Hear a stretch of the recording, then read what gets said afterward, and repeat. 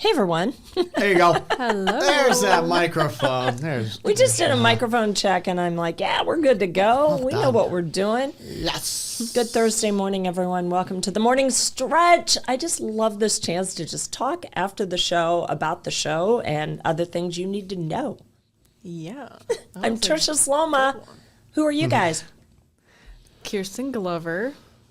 Oh, I'm physically present, mentally checked out. No, it has been a morning, to say the least. And it's mainly, I'm Chief Meteorologist Matt Engelbrecht, and a lot of it having to do with temperatures right around freezing and us getting that icy glaze. And it's mainly, you can't tell everybody. You want to. I just feel this pull to sit everybody down and say, be safe today. So hopefully that message got out yesterday so people were first alerted to that first step today. All right. Talking about the first step, I want to show folks what's out there this morning. Yeah.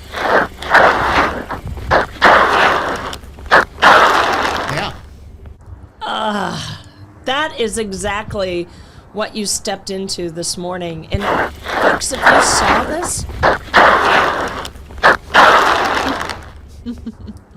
If you saw this first thing this morning and you tried to step out into it, there's a chance you wiped out. In fact, there was a woman that told us on Facebook this morning that she saw our warnings. She told us that she watched our show, how we were warning, all the pictures, all the warnings on Facebook, and she let the dogs out on her deck and wiped out. Yeah. Jack Van Meter posted over on his social media account. He had a hockey puck, and it was...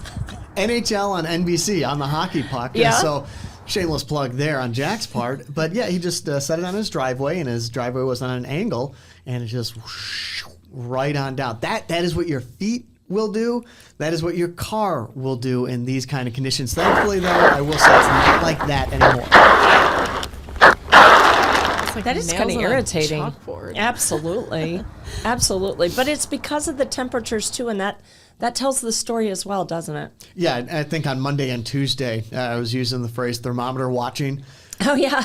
That's all we can do. Yeah. That's it. Wednesday night, Thursday morning, all the meteorologists in the First Alert Weather Center, we were just watching the thermometer because it's not until, you can't do anything, not until you hit 32, 33 degrees. St. Joe, we're there. Michigan City, we're there.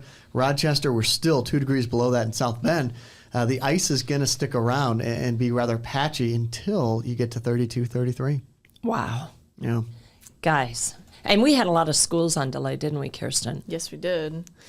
Lots and lots of schools. When did those start coming in? Did you see? Oh, they were there before the show. A flux last night and this morning? I think people were already calling things off. They either call it off the night before or it comes in about 5:30, 6:30. Yeah. Is when if they call it that day is when they do it. Yeah. Yeah. I was curious whether or not a lot of schools were anticipating it or if somebody went outside and said, no.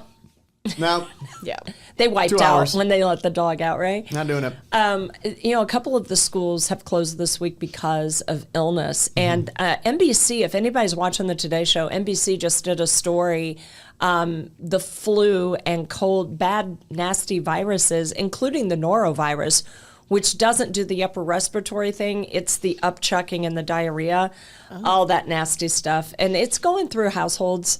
And the Midwest is particularly hit hard, right, Kyrstyn? I mean, we were watching that story, and we heard her say Indiana, and we both went, huh? Literally, we were like, what? That's us. Yeah. But 2 schools, Holy Family, they closed yesterday because of illness. So did Lutheran Michigan in St. Joe, Michigan. And we found out they closed again today.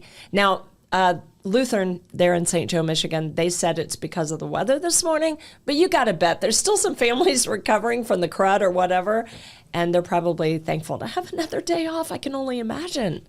Oh, yeah, because a lot of times one day is not enough. You have to, it takes me a week sometimes to get over my illnesses. Yeah. Hey, do we have good messages that we can share today? Absolutely. Some good news? I think we have a really good story today about a woman in Sheboygan, Michigan. Sheboygan all the way up in the upper part of the mitt, right? Right up in there. All right, where's the thumb side? Thumb side on that side. So it's index finger high. Oh, I love it. Index I love finger it. high. And just look at this. This is a woman, we think about sidewalk chalk. It's what you do with your little kids. Kyrstyn, I love this story so much. What is this woman doing? So since 2011, she has been putting positive messages on the sidewalk with her chalk, just every day, going out there, trying to spread a little bit of positivity with everyone. For herself, but also for the community. So yeah, she was battling depression apparently, and decided that this was what she was going to do. I want you to listen though. Her message is just absolutely powerful. Let's listen to what she had to say, and I think the takeaway is really good. We'll talk afterwards. Listen to this. I challenged myself to do 3 months, so Memorial Day to Labor Day. And once I made it 3 months, I just never stopped. I just keep telling myself one more day. That's it. If you can make it one more day, that's all you have to do. You don't have to think beyond that. So if I can get out and chalk today, if that's all I did, that would be enough. Oh, what a remarkable message. So much in that.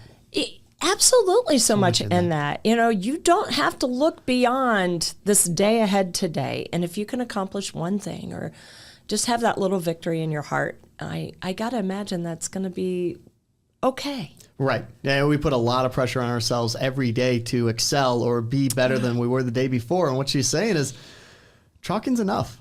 That is enough for one day to say, you know what, I accomplished something today, and it's those little steps, the ripples that come off of this are very important too. Well, look, people are bringing her flowers, and these are those kind of like pay it forward kind of moments. Kyrstyn, we get these stories from time to time, and I just love it. Maybe it's going to inspire other people in our area to do the same. I agree. I mean, it is nice. I think sometimes it's hard to find positivity in the world, and you could be walking on the sidewalk and come across one of her messages and be like, you know what? All right. Could completely change your day, and you can chalk it up to that message. Absolutely. Pun intended. I see. I was sitting with some ladies the other night, and one of them said, "Oh, Tricia, I don't even know how you do your job." And I'm like, what do you mean? Well, those are your friends? Yeah, these are my friends. These are my friends. Can you imagine my enemies? But she says, I don't know how you get through all that negativity. I haven't watched the news in days because of just how much people are tearing it down. And, it doesn't matter whether you're into politics, not into politics, whether you're a Democrat or a Republican. There is depressing news coming out of everything, whether you're in support of changes that are happening at the federal level, or you're totally dead set against it. People are angry on both sides. And it's like, wow, that is a lot of negativity being heaped on a whole lot of people. So when we get good stories like this, I said, I love to share the good news. And I also am hopeful for healthy and helpful and hopeful discussions moving forward. I think as a nation, the democracy isn't challenged. It is actually supported by positive and good conversations. I just wish we could get there, Maybe this is the kind of message that we need to share. Right. A positive message a day can start something a lot bigger than that. And the other thing that we do to deal with the offsetting news that is very difficult to bring you guys is we pour into these kind of stories up in Sheboygan more than we need to. We're sitting here talking about it a lot longer because it feels good to talk about it. Doesn't it, though? And it feels so much better to talk about chalk and puns at this time, at this juncture. And now when the serious news happens, and then we're, of course, going to deliver the very latest like we did with the First Alert Weather. But if we get a breath... Yep, we're going to share that too. We're going to pour into it because we take advantage of those light moments. I think it's really cool to talk about this moment as well. We've got something exciting. So much is made about Notre Dame football, but we've got Notre Dame women's basketball. Let's go. And you know what? They're looking so good. They are finally back home. Took them a minute, didn't it, Kyrstyn? Yeah, it took them. Yeah, they've been 3 whole games away. Yeah, 3 road games. Yeah, so it's nice to see them back at home. They're back at home tonight. But Matt, what time, Tricia? What time? 8:30 is tip-off. Why? I think part of it, and this is just my theory, is that it, just like men's basketball, is that we're starting to prioritize airtime when you can actually air these games on ESPN. I shouldn't complain then, because we're getting that airtime for these women who deserve it. Yep. Oh my gosh, they are so fun to watch. Yeah. Hannah Hidalgo just tearing it up. She has just been significant. Now, she did sit out a couple of games because of an ankle injury. She's doing so much better. You can't even tell. Right. She's just drilling it. And when she was on the bench, when she took a few games off, supporting staff, I mean, that's what they don't talk too much about. It's about the starters, but they have a deep bench. Neil has a lot of people that she can go ahead and plug and play to help. Because when you get into March Madness, when you get into those consecutive games and those runs, you need the help from the bench. I love it, because this team is an example of a team that's getting stronger. Yeah. They went to the Cayman Islands and they suffered 2 losses. Those are their only 2 losses. Yeah. So they have gotten their act together and they are consistently strong. They find a way to win. In each one of those 3 road games, Kyrstyn, they were behind at half. They trailed at half, and then they came back to win by what, double digits? Yes. I think that's so cool. And I think that just shows you the strength of this team. I think they were just holding back. They're like, you know what, let's just give them a big finish. Yeah, big finish. Are you sensing parallels? Didn't Notre Dame football have a loss early in the season, and they just made them angry. And they're like, you know what? We need to win out. Let's win out. I think great teams learn from their mistakes. They learn from past games, and that's what this women's team is. It's a great team that continues to get better because they're doing what they need to now, but also learning from what they did. How cool. Well, guys, that game again, 8:30 tonight. We'll, of course, have highlights. Hopefully by 11 o'clock, that game will be wrapping up probably right at that. So hopefully we'll have some scores, some good scores. Again, it's Stanford tonight and then Cal on Sunday. So plan ahead, get your sleep when you can. Any travel troubles tonight for the game? I don't think so. Tonight it is going to be cold, but a lot of the dry air that's in place will help evaporate any standing water. Saturday is a first alert weather day, as we're expecting not necessarily a similar system, but the donut analogy will come back into play. I'll tell my husband. Thank you. Thank you for freezing rain tomorrow on Saturday afternoon. Yeah, that's kind of an inside joke, and I'll let everybody on the morning stretch know. My husband last night had to run some errands, and he was heading out at 8:30, and I said, honey, don't do this. And he goes, I know, donuts. Donuts. He goes, not in the parking lot. Tell Matt I listened to him. Oh, but he probably likes to try. Although today's cars and trucks, have you noticed you can't really do donuts anymore? It's traction hard. Control, warning bells, and it just I don't like to feel out of control. Just not the same. You don't understand, when you were a kid in the 80s, you could do donuts about anywhere, anytime. So.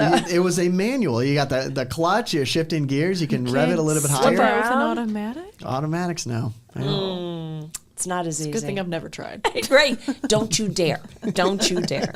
Folks, thanks for joining us on the morning stretch. I actually have a long weekend coming up, so I'll see you Monday, but these 2 will see you tomorrow. Not on the morning stretch, but on 16 Morning News Now. Caroline Clapp. Ice Fest coming up this weekend. You're going to be talking about that, right, Matt? I'm not. Kyrstyn, the team is going to be talking about Ice Fest in St. Joe, Michigan tomorrow, right? Absolutely.